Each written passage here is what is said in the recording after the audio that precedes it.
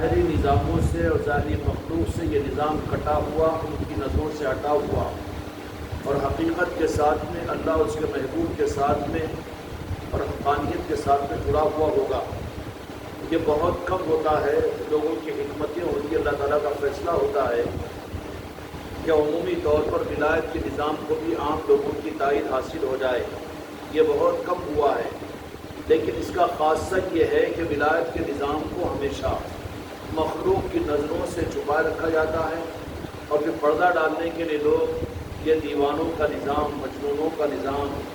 یا ظاہری تقاضوں سے ناواقفیت والوں کا نظام اور بے وقوفوں کا اور کم عقلوں کا نظام سمجھ کر اس نظام کو اللہ تبارک و تعالیٰ ان دنیا پرستوں سے اور دنیا کے انسانوں سے، شر پسندوں سے اس نظام کی حفاظت کر دیتے ہیں۔ حالانکہ حقیقت یہ نہیں ہوتی۔ حقیقت کو جاننے والے حضرت عمر فاروق اور مولا علی مشکل کشا علیہ السلام کو جس حقیقت سے آگاہ تو جہاں کے مالک میرے آقا نے مدینہ منورہ کے اندر میں آگاہ فرما دیا تھا کہ ایک قرن کا رہنے والا اویس نامی ہے اور وہ میرا عاشق ہے، اور وہ ان کا تصرف اور ان کے کمالات یہ ہے کہ ان سے میری امت کے لیے دعا کے لیے کہنا اور میرا ان کو سلام پہنچا دینا۔ تو یہ جو پیغام جب صحابہ کرام رضی اللہ اجمعین کے سامنے تو جہاں کے مالک نے اجنبی اور اچھبے انداز کے اندر میں ارشاد فرمایا،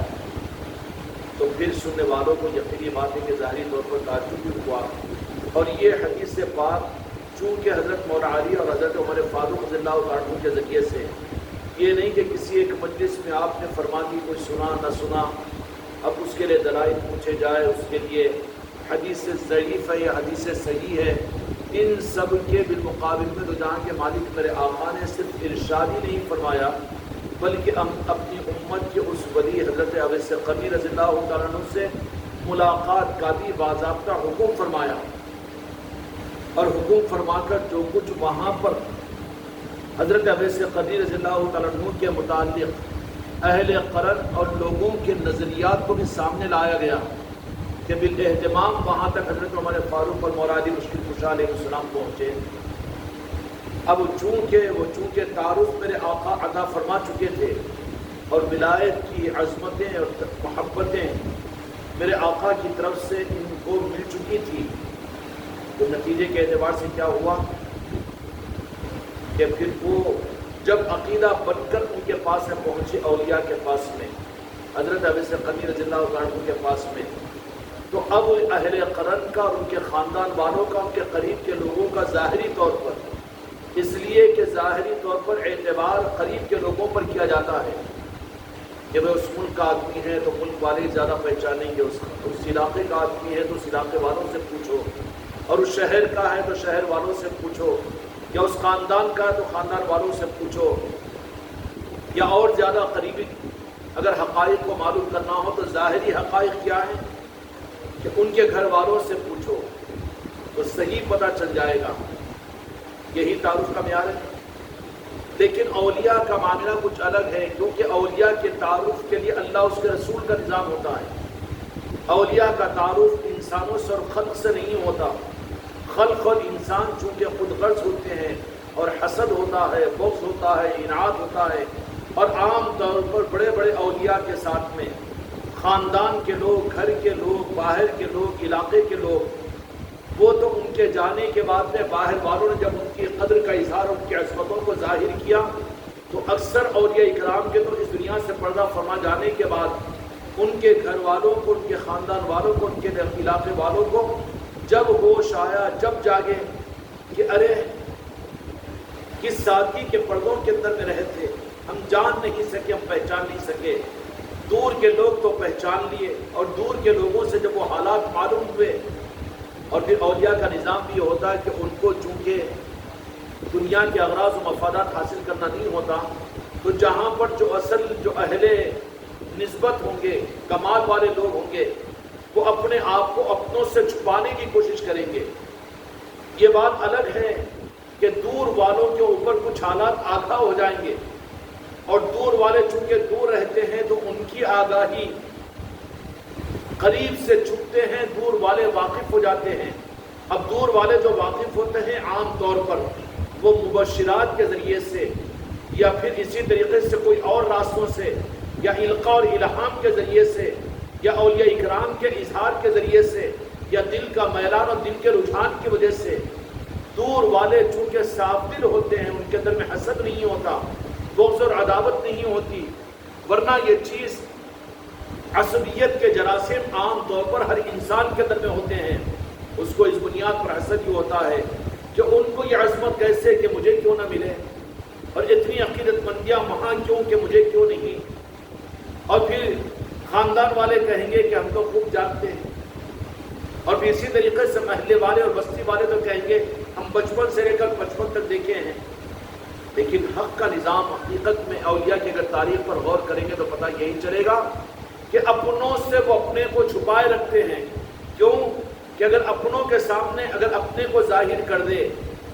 تو ظاہر ہونے کے بعد میں اگر ان کی مخالفت کی جائے گی تو اللہ کا غضب متوجہ ہوتا ہے، کیونکہ اولیاء کا معاملہ اللہ کے پاس سے بڑا عجیب و غریب ہے۔ انبیاء کو اذیتیں پہنچائی گئی، شہید کیا گیا، لیکن اللہ تعالیٰ نے یہ اعلان نہیں کیا کہ ان کے ساتھ میں دشمنی کرو تو میرا اعلان جنگ ہے۔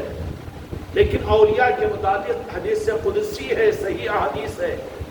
جو فرمایا کہ اگر میرے کسی دوست اور کسی میرے ولی کی ساتھ میں اگر تم عداوت کرو گے تو میرا اعلان جنگ ہے۔ تو واقعتاً جو اولیاء ہوتے ہیں وہ چونکہ کسی نہ کسی طرح سے اپنے علاقے والے، اپنے خاندان، اپنے گھر والے اور اپنے چاہنے والوں سے کچھ نہ کچھ ان کو ذاتی محبت اور الفت بھی ہوتی ہے،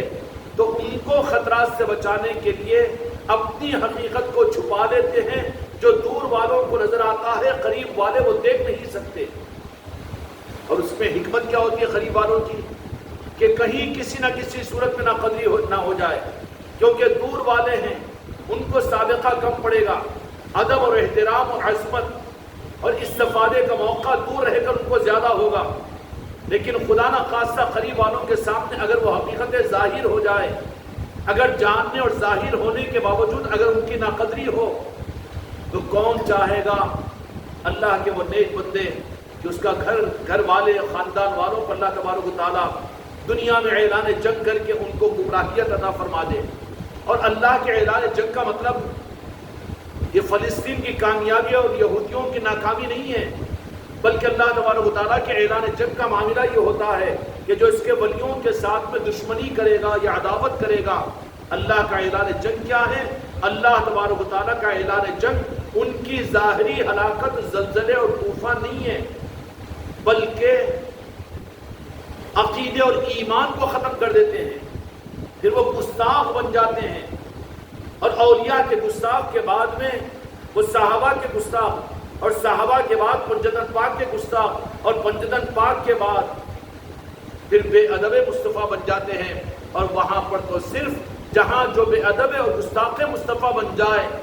پھر وہ مسلمان بھی باقی نہیں رہتا، بلکہ اللہ تبارک و تعالیٰ اس کو زندیق بنا دیتے ہیں اور اس کو منافق بنا دیتے ہیں۔ یہ حشر ہوتا ہے اولیاء کی گستاخی پر، اس لیے احتیاط خاندان والوں کی، گھر والوں کی اور محلے والوں کی اور علاقے والوں کی اسی میں ہوتی ہے کہ وہ اولیاء اللہ تبارک و تعالیٰ سے اپنے معاملے کو کر لیتے ہیں کہ یا اللہ تیرا معاملہ میرا معاملہ، اب جو کچھ ہے میں اپنے خاندان اپنے گھر سے عقیدتوں کو نہیں چاہتا، اور لوگ مجھ سے محبت کر کے میرے ساتھ میں عقیدتوں کا اظہار کریں، یہ میں نہیں چاہتا، اس لیے کہ معاملہ میرا تو تیرا اور تیرے محبوب کے ساتھ میں ہے۔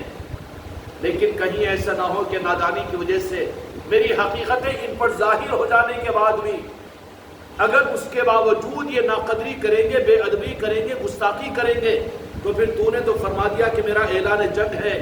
تو پھر جو اولیاء دوسری قوموں کو خدا کے غضب سے بچانے والے ہوتے ہیں، اولیاء کون ہوتے ہیں؟ انسانیت کو خدا کے قہر اور غضب سے بچانے والے، انسانوں پر مصیبتوں کے دروازے کھلانے والے نہیں ہوتے،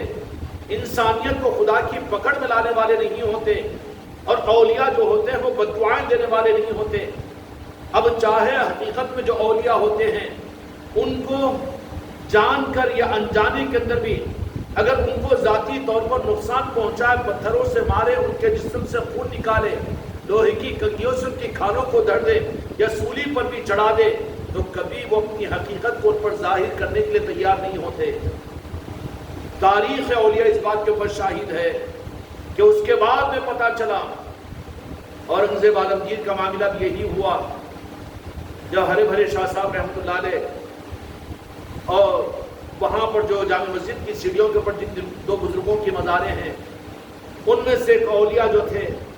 ان کے ساتھ میں انہوں نے بے ادبی کا معاملہ کیا اور ان کو شہید کیا۔ اب اس کی وجہ سے بعد میں احساس ہو گیا تو فوراً معافی و تلافی کی کوشش کی، لیکن اگر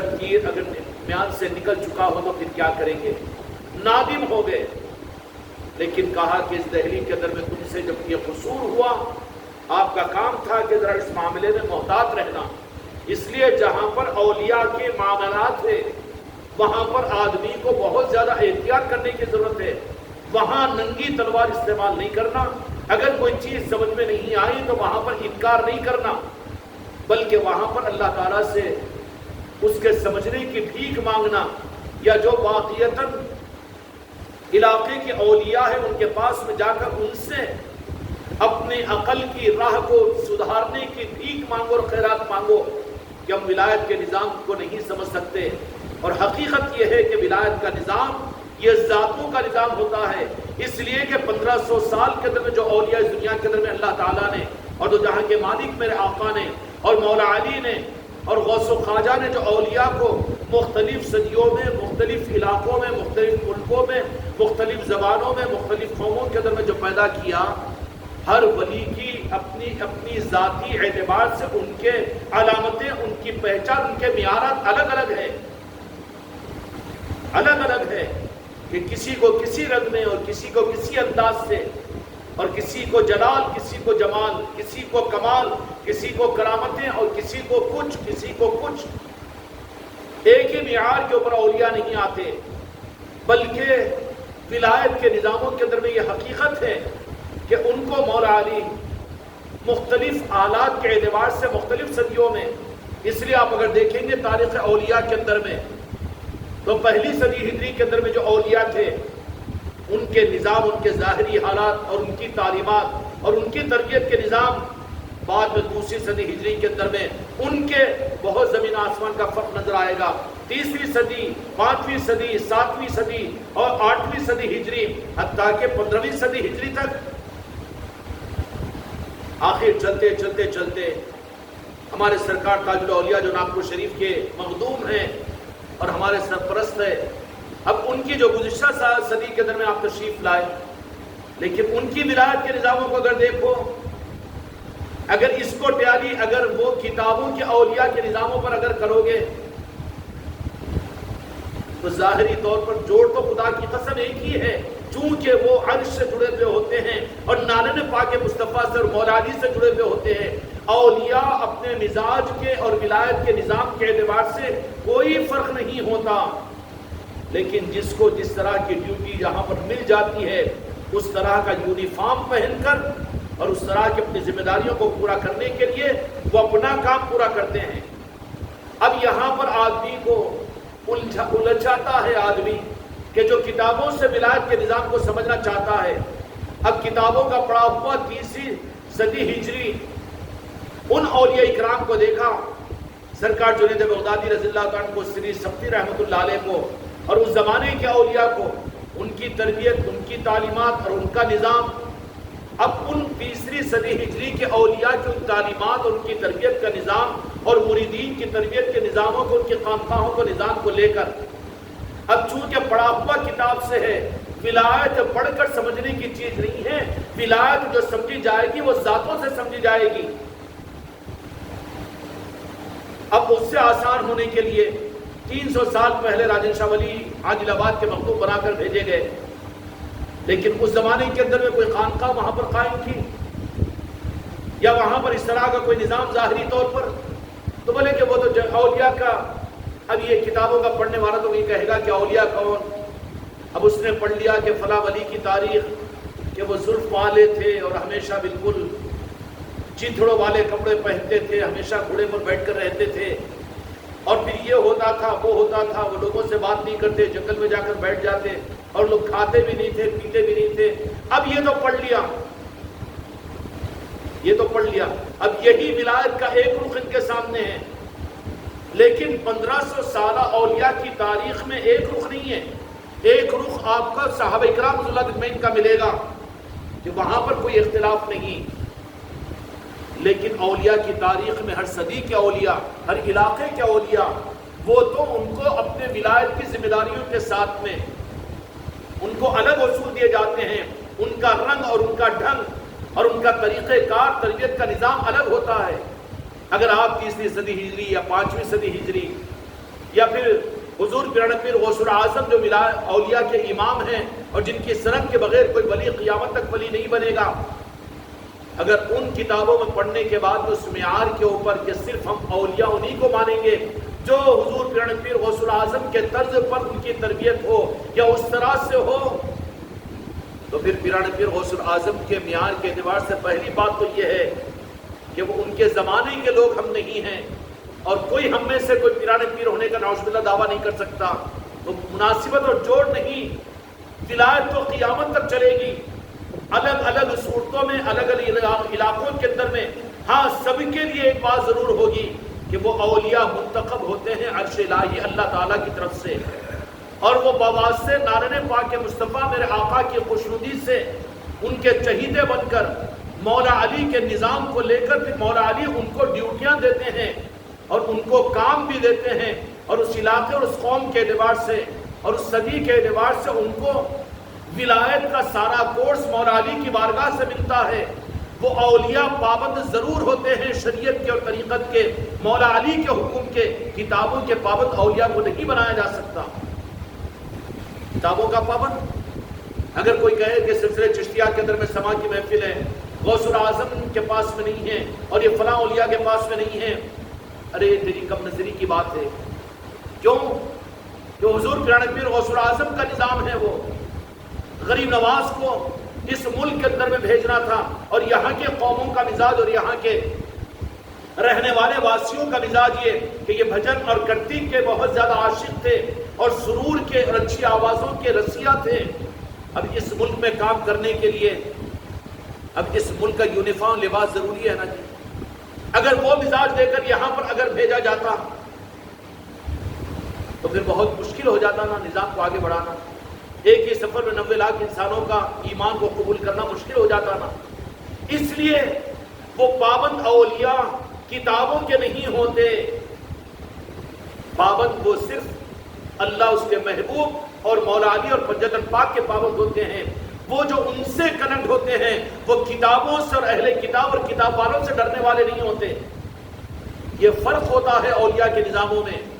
اور یہاں پر بیچارے نادانوں کو اور بدعقیدوں کو یہ چیز لگ جاتی ہے کہ اولیاء تو ہم غوث الاعظم کو ولی مانتے ہیں، غریب نواز کو مانتے ہیں، صابر پاک کو مانتے ہیں. تو پھر مانتا ہے تو صابر پاک کو اگر سچا ہے تو پھر صابر پاک کی نقل کرنا، مسجد کا مصلی یا پھر خانقاہ کا یہ مسند چھوڑ کر جا کر کسی جنگل کے اندر میں 11 سال بھوکا اور پیاسا گلر کے درخت پہ کھڑے ہو کر اللہ اللہ کرنا تو بس میں ہے. یہ وہ تعلیمات کو اگر ان خانقاہوں کے اندر میں آج اگر لایا جائے تو مریدین اور خلیفہ کی تو دور کی بات ہے، 1 سیکنڈ کے لیے پیر بھی ان مقامات کے اوپر اپنے آپ کو نہیں جما سکے گا. کیوں؟ کہ وہ قوا نہیں اور وہ خیر کا زمانہ قریب نہیں. اور پھر سب سے بڑی بات یہ ہے کہ وہ اولیاء اپنی ذات سے کتابوں کے محتاج نہیں اور کتابوں کے تابع نہیں، اور ولایت کے نظام کو کتابوں سے نہ سمجھا جا سکتا ہے نہ پایا جا سکتا ہے. جن کا نظریہ یہ ہے کہ اولیاء کی عظمتیں اور اولیاء کو بھی ہم کتابوں سے سمجھیں گے، ان کی غلط فہمی ہے. ہاں، صرف ایک رخ ہے وہاں پر، محروم امت نہ ہو اس کے لیے کتابوں سے اولیاء کو مت سمجھو بلکہ صاحب مزار سے ولایت کو سمجھو. 300 برس ہو چکے ہیں، جا کر چلہ کشی کیجیے اولیاء کے آستانوں پر، مزاروں پر جائیے، غریب نواز کے آستانے پر 2-4 مہینے رہ جائیے سچی طلب کے ساتھ. طلب کیا ہو؟ یا غریب نواز میں آپ کے نظام کو سمجھنا چاہتا ہوں اور آپ کی چوکھٹ کو، ولایت کی خیرات کو میں مانگنے کے لیے آیا ہوں. سعودی عرب کو 2 سال جا سکتا ہے مال کمانے کے لیے، دین کے نام پر دین سیکھنے کے لیے 4 مہینے اور اسے 1 سال جا سکتا ہے، تو حق لینے کے لیے اولیاء کے آستانوں پر کیوں نہیں جاتا؟ یہ کون سی رکاوٹ ہے؟ یہ سب اپنے مزاج کے نخرے ہیں. اگر طلب سچی پیدا ہوگی بیمار ہوگا تو دواخانے میں جا کر 2 مہینے ایڈمٹ نہیں ہوگا، وہ تو مجبوری کے لیے ہوگا، لیکن سچی طلب اور اولیاء کے حقیقتوں کو حاصل کرنے کے لیے اب ان معاملات کے اندر میں کہ اگر آدمی یہ سمجھ لے کہ چلو ایک اضافی چیز ہے، خیر کی چیز ہوگی، نجات کی چیز ہوگی، اگر اس نظام کی حقیقت کو اللہ تبارک و تعالیٰ القاء نہ کرے تو غنیمت ہے کہ ان کے ساتھ میں خون کا بھاؤ بھی لگ جاتا ہے، اور یہ آفر بھی ہے، یہ آپشن بھی ہے کہ کم از کم جنت میں تو صرف وہی جائیں گے جو اہل بیت اور آل رسول سے اور اولیاء سے محبت کرنے والے ہیں۔ اس معنی کے اندر میں تو اولیاء سے محبت کا صلہ یہ مل جائے گا کہ اس کے لیے جنت میں جانے سے رکاوٹ نہیں بنے گی۔ لیکن خدا نہ خواستہ اگر اولیاء کی گستاخی اور بے ادبیہ اور ماحول کے اثرات کی وجہ سے پھر بات وہاں سے آگے بڑھ کر حجت پاک اور آل علی اور اولاد علی کی بے ادبیہ، پھر بات وہیں پر نہیں رکے گی، پھر آگے بڑھنے کے بعد میں اگر آقا کی نالین پاک اور میرے آقا کے معاملات میں کہ نہیں زیادہ محبت نہیں کرنا، بس وہ کتاب کو دے کر چلے گئے، بس حکم اللہ کا پہنچا کر چلے گئے، اس سے زیادہ کا معاملہ نہیں، یا رسول اللہ نہیں کہنا، اور پھر میلاد کی محفلیں نہیں سجانا، میرے آقا کی اتنی یاد نہیں کرنا، ارے ان بدعقیدگیوں کے اندر اگر مبتلا ہو گیا ہو، خطرہ ہے کہ پھر تو اس کے لیے یہ جنت کے رسیا اور جنت کے چاہنے پر عبادتیں کرنے والے جنت سے بھی محروم کر دیے جائیں گے۔ اتنا آپشن تو اولیاء سے اپنے عقیدوں کو کہ وہ اللہ کے دوست تھے، اگر ان سے عداوت نہیں کر رہے ہیں، ان کے نظاموں سے عداوت نہیں کر رہے ہیں، تو پھر ان کا ایمان اس درجے میں محفوظ رہے گا کہ اولیاء سے محبت کی وجہ سے اولیاء قیامت کے میدان میں شفاعت کر کے ان کو بچا لیں گے۔ یہ تو آپشن ہے، لیکن بہت اندوکناک اور قابل رحم ہیں وہ لوگ، چاہے تمہارے گھر میں ہو، کہ خاندانوں میں ہو، کہ محلوں میں ہو، کہ آبادیوں میں ہو، کہ چاہے سعودی عرب کے اندر میں ہو، کہ ایران میں ہو، کہ افریقہ کے اندر میں ہو، کسی بھی ملک کے اندر میں ہو، لیکن ان کی عاقبت کے محفوظ ہونے کے لیے، خدا کے غضب سے ان کو بچانے کے لیے دنیا میں ظلم کی آگ بڑھ رہی ہے، بڑی ہمدردیاں دنیا میں کی جا رہی ہے فلسطین کے بارے میں، اور بہت زیادہ کہا جا رہا ہے مظلوم انسانوں کے بارے میں۔ بے شک وہ دل ایمان والے کا دل نہیں ہے جو لوگوں کے دکھوں کے اوپر خوش ہو، بے شک دکھ تو ہوگا، لیکن مسئلے کا حل کیا ہے؟ مسئلے کا حل کیا ہے؟ آگ کو بجھانے کے لیے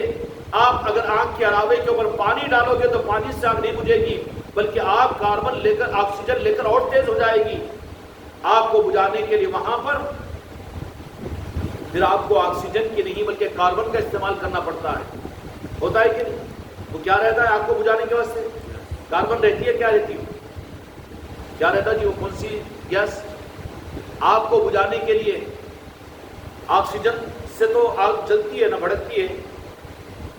کچھ بھی نہیں معلوم، اور جب چپ بھائی، ارے سارے ڈبی چھوڑی۔ تو گیس کو بجھانے کے لیے وہاں پر آکسیجن نہیں، پانی ڈالو تو اور بھڑکے گی شعلے، کیونکہ بہت زیادہ آگ ہے۔ تو آج پوری دنیا کے اندر میں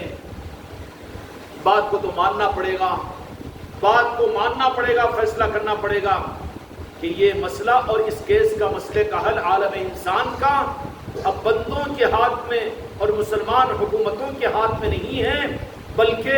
حقیقت کے ساتھ میں اللہ کی ناگواری اور اللہ کی ناراضگی اس کے پیچھے، جو کہ بدساٹ حکومت ہے مسلمانوں کی، اور بہت کچھ، سب کچھ، دنیا کے بڑی بڑے خزانوں کی چابیاں مسلمانوں کے ہاتھوں میں، عقل والے یہ ہیں، دنیا کو چلانے والے یہ ہیں، حکومتوں کے چلانے والے یہ ہیں، لیکن اس کے باوجود دنیا کے اندر میں جو آگ لگی ہوئی ہے ظلم کی، اس کی وجہ صرف خدا کا غضب ہے، جو انسانیت پر خدا کا قہر ہے۔ اب اس وجہ کو معلوم کرو اللہ تبارک و تعالیٰ سے، اور اللہ تو تمہیں نہیں کہے گا، اس لیے کہ اللہ تو قہر اور جلال ہے اللہ کے پاس میں۔ اب یہ معلوم کہاں ہوگا؟ میرے آقا کے نالے پاک سے رجوع ہو جاؤ تو اللہ تبارک و تعالیٰ اپنے محبوب کے ذریعے سے کہے گا کہ تمہارے پاس میں اگر عقیدے کے ساتھ میں معلوم کرنے کے لیے آئے ہیں تو پھر اللہ تبارک و تعالیٰ اپنے محبوب کے ذریعے سے بتا دیا کہ میرے محبوب جو تمہارا ہے وہ میرا، اور جو تمہارا نہیں وہ میرا نہیں۔ اور محبوب نے فرمایا کہ جو میرے اہل بیت کا نہیں وہ میرا نہیں، اور اہل بیت نے یہ فرما دیا کہ جو ہماری آل کا نہیں وہ ہمارا نہیں۔ تو اس معنی کے اندر میں یہ مرض مل جائے گا کہ عمومی طور پر سارے عالم کے اندر میں خدا کے غضب اور خدا کے مقابلے پر یہ عالم اسلام جو اس وقت میں اپنے سارے مسائل کو سلجھانے کے باوجود اور زیادہ آگ بڑھتی جا رہی ہے، چاہے بوسنیا کا مسئلہ ہو کہ چیچنیا کا مسئلہ ہو کہ کشمیر کا مسئلہ ہو کہ ہندوستان کا مسئلہ ہو کہ پاکستان کا مسئلہ ہو کہ لبنان کا مسئلہ ہو کہ چاہے دمشق کا مسئلہ ہو کہ ملک شام کا مسئلہ ہو کہ سعودیہ کا مسئلہ ہو کہ دنیا کے چاروں کونوں کا مسئلہ ہے،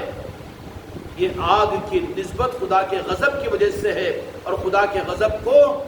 غضب میں لانے کی چیز کو اگر سوچ کر اس کو اگر کم کرنے کی کوشش کرو تو جس طریقے سے آگ کو بجھانے کی گیس کو اگر آپ چھوڑ دو گے تو آگ دب جائے گی،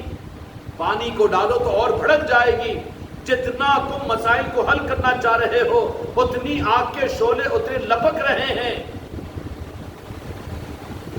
اور عالم اسلام خدا کی طرف میں رجوع ہونے کو تیار نہیں، اپنے اعمال پر اور اپنے خرچ پر، اپنے چندوں پر، اپنے حکومتوں کے اوپر نازا ہے۔ ساری 62 حکومتیں مل کر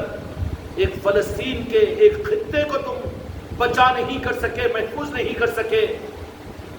تو پھر یہ نہیں سمجھنا کہ وہ آگ کی چنگاریاں تمہارے ملکوں کو بھی کیسے بچائے گی۔ خواب غفلت کے اندر میں ہے۔ آج ساری انسانیت کے سامنے خانقاہ محمدیہ اجمیری نصرتی کی طرف سے یہ پیغام ہے کہ ان الجھے ہوئے حالات اور لپکتے ہوئے آگ کے شعلوں سے سبق لے کر اصل بیماری کو معلوم کرو۔ اصل بیماری کیا ہے؟ وہ خدا کا غضب ہے، اور خدا نے اس غضب کی وجہ بھی بیان فرما دی کہ تم نماز نہ پڑھو، دین پر نہ چلو، ٹھیک ہے، اس کا حساب اللہ تعالیٰ آخرت میں لے گا، جہنم تیار کر رکھی ہے، اس میں کوئی دو رائے نہیں۔ لیکن اس دنیا کے اندر اللہ تبارک و تعالیٰ کو جو غصہ آتا ہے اور خدا میدان جنگ سجا کر وہاں پر مسلمانوں کے اور ان نام لیوا کلمہ گو کے مقابلے پر خدا اپنے لشکروں کے ساتھ میں آتا ہے، وہ کس عمل پر؟ حدیث پاک میں اللہ اعلان یہ فرمایا کہ تم میرے کسی دوست کے ساتھ میں اگر عداوت کرو، میرے ولی کے ساتھ میں دشمنی کرو، تو میرا ان کے ساتھ میں اعلان جنگ ہے۔ اے سربراہان مملکت، اے علماء اور عمائدین اور قائدین، اے دنیا کے دانشوروں اور علم والوں اور امت کی ہمدردی کے دعوے کر کے امت کو ہر رخ کے اوپر نکال کر اصلاح کے دعوے کرنے والوں، آخر اس رخ کے اوپر سوچو کہ جتنی کوششیں ہو رہی ہے اس میں کامیابی نہیں بلکہ اس سے زیادہ ناکامی تمہیں اٹھانی پڑ رہی ہے۔ دین کو زندہ کرنے کی محنت، لیکن نتیجے کے اعتبار سے کیا ہوا؟ مسجدیں زیادہ کھڑی ہو گئی، اب وہ مسجدیں لوگوں کو کھٹک رہی ہے، مسلیوں سے غیب، مسجدیں ویران، اور پھر مدارس کا نظام چلا اور کچھ بے اصولیاں چند مدارس کے اندر میں ہوئی، اب اس کو ٹارگٹ بنا کر سارے مدارس کو کھٹکتے ہوئے کاٹے کی طرح سے چبھ رہے ہیں لوگوں کی نظروں کے اندر میں، اور ان دشمنان اسلام کی نظروں کے اندر میں۔ اسی طریقے سے ہر جگہ اگر دیکھا جائے گا تو اس کا اصل رخ یہی معلوم ہوگا کہ خدا کے غضب کو ہم نے دعوت دے دی، اوپر سے آگ برس رہی ہے، تم آس پاس کے اندر میں تو اس کے بچاؤ کا انتظام کر رہے ہو، کبھی امریکہ سے مدد مانگ رہے ہو، کبھی اسرائیل سے، کبھی سعودیہ سے، اور کبھی کسی ملک سے، کبھی کسی ملک سے تمہاری حفاظت نہیں ہوگی، اس لیے کہ آسمان سے آگ برس رہی ہے۔ مسلمان اچھی طرح سے، ہم اور آپ اس بات کو اچھی طرح سے سمجھ لیں کہ معاملہ رب کی طرف سے ہے الجھا ہوا، تو سب مل کر اس مسئلے کو سلجھا نہیں سکتے۔ مسئلے کا حل غور کرو، غور کر کے اس نتیجے پر پہنچو اور امت کو یہ رخ دے دو کہ خدا کے غضب کی وجہ کیا ہو سکتی ہے۔ اللہ تبارک و تعالیٰ نے اس دنیا کے اندر اپنے غضب کی جو وجہ کو بیان فرمایا، ایک وجہ یہ ہے کہ میرے دوستوں کے ساتھ میں، میرے ولیوں کے ساتھ میں دعوت و دشمنی کرو گے، میرا اعلان جنگ ہے۔ اللہ اعلان جنگ پر آئے مسلمانوں کے،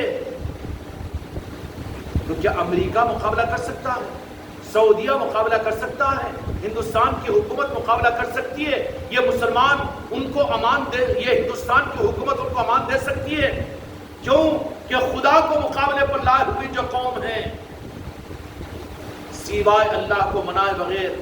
اور اپنی غلطیوں پر اپنے عقیدوں سے توبہ کیے بغیر،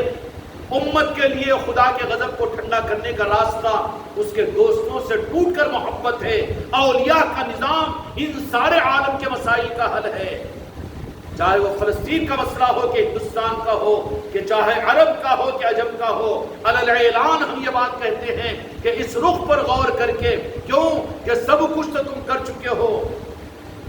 عبادتوں کی کمی نہیں، دینی خدمتوں کی کمی نہیں، جہاد کی کمی نہیں، تصنیف و تعلیم کی کمی نہیں، تقریر و تنظیم اور تحریکوں کی کمی نہیں، سب کر کے دیکھ لیے۔ ایک اس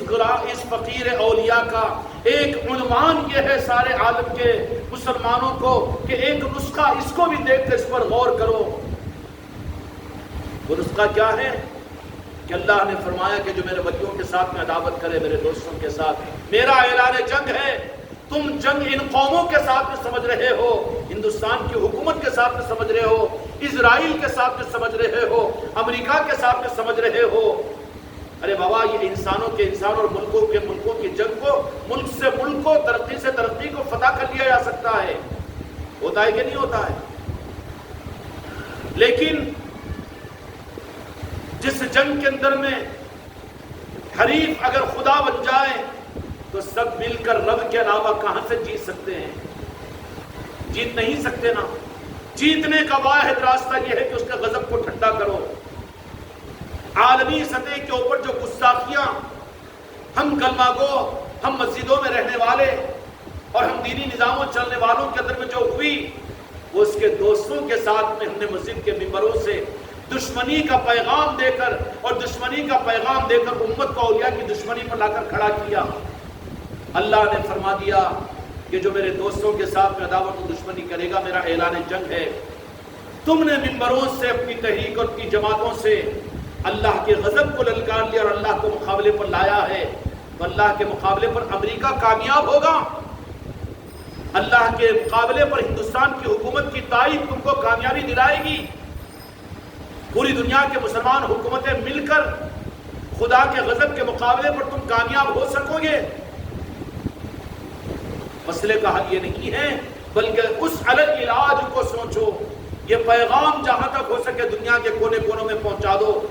کہ خدا اگر غضبناک ہوا ہے تو اس کی وجہ کو تلاش کرو۔ یہ نہیں کہہ سکتے کہ عمومی اور پرسنٹ کے اعتبار سے ساری امت بے نمازی ہے یا پھر زکوٰۃ نہیں دیتی۔ یہ نہیں کہہ سکتے کہ یہ حج کو چھوڑ دیے ہیں، یہ قربانی نہیں دیتی اور یہ دیندار نہیں ہے، دین کا علم نہیں ہے۔ نئی تعویلات ہے، کچھ کم زیادہ، مگر ضرور امت میں سب کچھ ہے۔ لیکن کہیں پر اگر حقیقت معلوم ہوتی ہے تو صرف یہ رخ، اور 15ویں صدی کے اندر میں خدا کا قہر تھم کر نہیں دے رہا ہے۔ مسلمان جتنی تدبیریں کر رہے ہیں اتنا زیادہ اس میں پھنس رہے ہیں۔ ہو رہا ہے کہ نہیں ہو رہا؟ اس نتیجے پر پہنچنا تو آسان ہوگا کہ نہیں، مرض کچھ اور ہے، دوا کچھ اور کی بتائی جا رہی ہے۔ اگر مرض کے خلاف میں دوا ہوگی تو سائیڈ ایفیکٹ پیدا ہوگا نا جی۔ اگر صحیح دوا اگر تشخیص ہو جائے اور مرض صحیح تشخیص ہو جائے تو دوا اگرچہ کہ یونانی اور دوا اگرچہ کہ ہلکی اور کم قیمت کی کیوں نہ ہو، لیکن دوا لگے گی اور مرض ختم ہوگا۔ آج عالم اسلام کا مسئلہ، مسلمان حکمرانوں کا مسئلہ، امت کا مسئلہ اور ان کا کیس، ان کا دنیا کی طاقت اور دنیا کی حکومتوں کو، ان کو تو اللہ تبارک و تعالیٰ نے سروں پر مسلط کیا، ورنہ خدا نے تو قرآن مجید میں یہ فرما دیا تھا وَأَنْتُمُ الْأَعْلَوْنَ وَإِن كُنتُم مُؤْمِنِينَ، کہ تم ہی سربلند اور تم ہی عزت والے رہو گے۔ وَلِلَّهِ الْعِزَّةِ وَلِرَسُولِهِ وَلِلْمُؤْمِنِينَ، بشرطے کہ تم مومن ہو۔ اب مسلمان کہے کہ مومن نہیں، مومن کے لیے ایک پہچان ہے کہ وہ اپنی سانسوں سے زیادہ اللہ کے محبوب کے ساتھ میں محبت کرنے والا، اور مومن کے لیے شرط ہے کہ وہ پنجتن پاک آل رسول سے بھی محبت کرنے والا،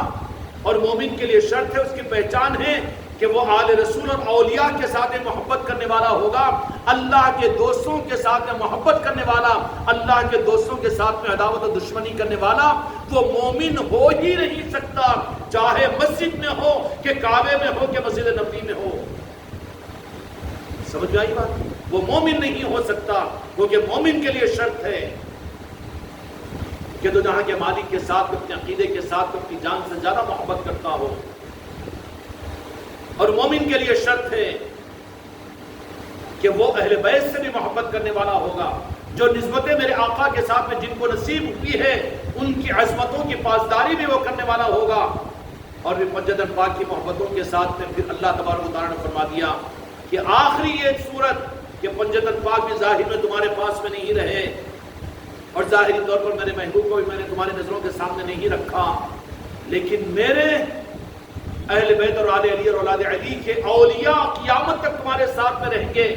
ان کی دوستی، پنجتن پاک کی دوستی اور پنجتن پاک کی محبت، تو جہاں کے مالک کی محبت. سمجھ میں آگی بات؟ اولیاء تو رہیں گے، تمہارے لیے ٹیسٹنگ، پرچہ اور ایگزام اولیاء کی ذاتیں ہیں. کیا ہے؟ اولیاء کی ذاتیں. یہاں فیل تو تمہاری ڈگری کینسل ہے، تم مجرم ہے، تم فیل کینڈیڈیٹ ہو. آج مسئلہ یہی تو ہو رہا ہے نا. عبادات اور علم اور عمل میں اور حکومتوں میں مسلمانوں کی تعداد کچھ کم نہیں ہے. سب کچھ کر کر دیکھ لیے، لیکن آگ کے شعلے تو اتنے زیادہ بھڑک رہے ہیں. تو آؤ اصل رخ کی طرف میں اور مسئلے کے جہاں سے آگ پیدا ہو رہی ہے اس کو سوچو. اور وہ مسئلے کا حل واقعتاً اللہ تبارک و تعالیٰ کا غضب ہے کہ کس وجہ سے اللہ غضبناک ہوا ہے. اگر غور کرو تو تھوڑا پتہ چل جائے گا کہ شہروں کے اندر میں اگر 100 مسجدیں ہیں تو 98 مسجدیں تو گستاخ اولیاء کی ہے، غوث و خواجہ کی مخالفت کرنے والوں کی ہے. اور 100 مدرسے ہیں تو 98 مدرسے وہ تو الٹا درس دینے والے ہیں، گستاخ نبی بنانے والے ہیں اور پنجتن پاک سے کاٹنے والے ہیں. ہے کہ نہیں ہے؟ اور بالخصوص اسلامی حکومتیں جہاں پر مضبوط ہے وہاں کے نظام کو اگر اٹھا کر دیکھو تو وہاں تو یہود و نصارہ کی عیسائی پر چلنے والے ہیں. سلیبس سے ان چیزوں کو نکال دیا گیا اور ان چیزوں کو شرک کہہ دیا گیا. اور حالت یہ ہوگی کہ سعودیہ حکومت کے اوپر یہ جنون طاری ہو گیا کہ ہر چیز کو وہ لوگ شرک شرک شرک. ہائے ہائے، امریکہ کے جا کے خطبوں میں بیٹھنے میں تجھے بدنصیب شرک معلوم نہیں ہوتا، نظر نہیں آتا. ایٹمی طاقتوں کے عقیدے اور یقین کے اوپر کہ تو اربوں ڈالر ہتھیاروں کو خریدنے کے لیے اپنے آپ کو تیار کر رہا ہے، خدا کی ذات سے ہٹ کر اسباب کے اوپر اتنا عقیدہ کرنے کو تجھے شرک نظر نہیں آتا. لیکن جہاں پر بھی کوئی بات آئے گی تو پھر اہل طریقت اور اہل اللہ سے محبت کرنے والوں پر یہ تو ایسا محسوس ہوتا ہے کہ ساری دنیا میں ہر ایک کی نظریں اولیاء سے محبت کرنے والوں کو فتویٰ ڈھونسنے اور فتوے کا فیر کرنے کے لیے بیٹھی ہوئی ہے. کچھ نہیں سمجھ میں آئے گا پاگل کو تو وہ پاگل ہے سب سے بڑا جو امت محمدیہ کو کلمہ پڑھنے والوں کو مشرک کہہ رہا ہے. شرک شرک شرک شرک. اور پورے اسلامی حکومتوں کے اندر اگر آپ کے دیکھیں گے تو پوری صلاحیتیں ان کو ایمان کہیں نظر نہیں آ رہا ہے، معرفت کہیں نظر نہیں آ رہی ہے، صرف ان کو نظر آ رہا ہے پوری دنیا کے اندر تو شرک نظر آ رہا ہے. مسلمانوں کی بے دینی، دین کا چھوڑنا، سنتوں کا چھوڑنا، مسجدوں کو ویران کرنا، یہ سب کچھ نہیں بلکہ ان کی نظر شرک شرک یہی تو نظر آ رہا ہے. اور اتنے اندھے بنے ہوئے ہیں کہ عرب دنیا بھی اتنی اندھی بنی ہے اس غلامی کے اندر میں، پھر خدا کا غضب کیسے متوجہ نہیں ہوگا. خدا پاک اپنے مقدس علاقوں کی زمین کے اوپر زلزلوں کو، ہلاکتوں کو ظاہری طور پر تاکہ دنیا کو تانا دینے کا موقع نہ ملے بچے ہوئے ہیں، نہیں کر رہا ہے. لیکن حقیقت میں وہاں کے حکمرانوں کو اور وہاں کے لوگوں کو، ارے تم کسی سچے پیر کے مرید نہیں بننے کو شرک کہتے ہو تو تم تو امریکہ کے یہود و نصارہ کے مرید نہیں بن گئے، ان کے اشاروں پر چلنے والے نہیں بن گئے. 20 رکعت کی تراویح 1500 سال کے اندر میں تاریخ کا ایک حصہ تھا، لیکن تمہارے کعبۃ اللہ کے اندر میں سے تم نے امریکہ اور اسرائیل کے اشارے پر 10 رکعت تراویح پوری کر لی ہے. کس کے مرید بنے ہو تم؟ کامل پیروں کو نہیں ڈھونڈا اور ان کے سلسلے کو اختیار نہیں کیا تو پھر اس کے عذاب میں خدا نے تمہیں یہود و نصارہ کا، امریکہ کا اور اسرائیل کا مرید بنا دیا. مرید کے معنی تابعداری کیا ہے نا کہ ہو رہا ہے کہ نہیں ہو رہا ہے. عرب اپنی لڑکیوں کو ڈرائیورنگ کے اوپر سیٹ پر بٹھا رہے ہیں اور کیا کچھ کھیل نہیں کھیلا جا رہا ہے. اور کہاں پر؟ ارض مقدس پر. اور کن کی دستخطوں سے، کن کی اجازتوں سے اور کن کے سرٹیفکیٹوں سے؟ کہ جن کے زبانوں کے اوپر زیادہ شرک آتا تھا نا، اس کے عذاب میں اور اولیاء کی عقیدتوں اور محبتوں کو وہ لوگوں نے شرک اور بدعت کہا، اس کے عذاب میں کہ شاید خدا نے پھر اچھے لوگوں کا تو مرید بننے کا راستہ ان کے لیے بند کر دیا، اور کس کا مرید بنا دیا؟ امریکہ کا بنو، اسرائیل کا بنو، آسٹریلیا کا بنو، جرمن کا بنو، جاپان کا بنو، ہر ایک کا بن جاؤ مرید، ان کی تابعداری کرو، ان کے اشاروں پر چلو۔ ہوا کہ نہیں ہوا؟ یہ غلام بن چکے ہیں آج، اور آ رہا ہے ایک بڑا، ان میں سے شیطان پیر بن کر وہ دجال کی صورت میں آئے گا، تو پھر دیر نہیں لگے گی اس دجال کے ہاتھ پر بیٹھ کر کے ان کو مرید بننے کی۔ یہ اسلامی مملکتوں کے اندر اس کی تیاریاں ہو رہی ہے، عرب کے علاقے میں تیاریاں ہو رہی ہے۔ ان لعنتوں سے بچانے اور عرب لوگوں کو، اپنی قوموں کو اس سے بچانے کا واحد راستہ یہ ہے کہ ڈھونڈو ملک شام کے اندر میں، اور ڈھونڈو اچھے اور پاک علاقوں میں، مدینہ پاک کی زمین پر اور دیہاتوں کے اندر میں، اصل بنو ہاشم کے خاندانوں میں ایسے کامل پیر آپ کو مل جائیں گے، کعبے کا پردہ پکڑ کر مانگے بھی کہ اس زمانے کے جو تیرے اولیاء ہیں، تیرے دوست ہیں، کہ جن کو خوش کرنے سے یا اللہ تو خوش ہوتا ہے، ہم کو ان دوستوں کی پہچان عطا کر۔ یہ مسئلے کا حل ہے، جب ان دوستوں کو ظاہر کر دیا جائے تو بلا کسی تعامل کے شرک اور بدعت کے چشمے کو ہٹا کر ان کے مرید بنو اور ان کی تابعداری کو اختیار کرو، تب تو تم ان یہود و نصارہ کے مقابلے پر کامیاب ہو سکتے ہو، عزت مل سکتی ہے، ورنہ ذلتوں کے گڑوہی کے اندر نیچے اترتے چلے جاؤ گے۔ یہی کیس عرب کا ہے اور عجم کا ہے اور ہمارے ملک کا بھی ہے۔ آج اس ملک کے اندر بھی بڑی افسوس کی بات ہے کہ 65-70% کلمہ پڑھنے والوں کی ذہنوں کو ایسا پلٹا دیا گیا ہے کہ ان کو ایمان اور شریعت اور دین نظر نہیں آتا، لیکن شرک اور بدعت ہر جگہ نظر آتی ہے۔ امت تو آج لقمہ بنی ہوئی ہے ان کی۔ نتیجہ کیا نکل رہا ہے کہ خدا کا غضب اور خدا کا قہر، یہ خدا کے غضب اور قہر کے شعلے لپک رہے ہیں۔ جتنا یہ مسائل کو سلجھانے کے لیے حکومتوں کی عاجزی کے ساری ان کے قدموں میں سجدہ کر رہے ہیں، اور امریکہ سے مدد مانگ رہے ہیں، اور سعودیہ سے ایڈ لینے کے لیے تیار ہے، اور ملکوں کو منانے کے لیے تیار ہے، لیکن اتنا زیادہ مسائل الجھتے جا رہے ہیں۔ کیا ہوا تھا 800 برس پہلے کی تاریخ کو دیکھو کہ اس ملک کے اندر میں کوئی مسجد نہیں اور کوئی کلمہ گڑھ نہیں، وہ کوئی بڑا نظام نہیں، لیکن سلطان الہند اس ملک میں تشریف لائے تو کیسی باغ و بہاروں سے اس ملک کو سجایا۔ ہوا کہ نہیں ہوا؟ اور تمہارے اس زمانے کے سن 2025 ہے رہی ہے،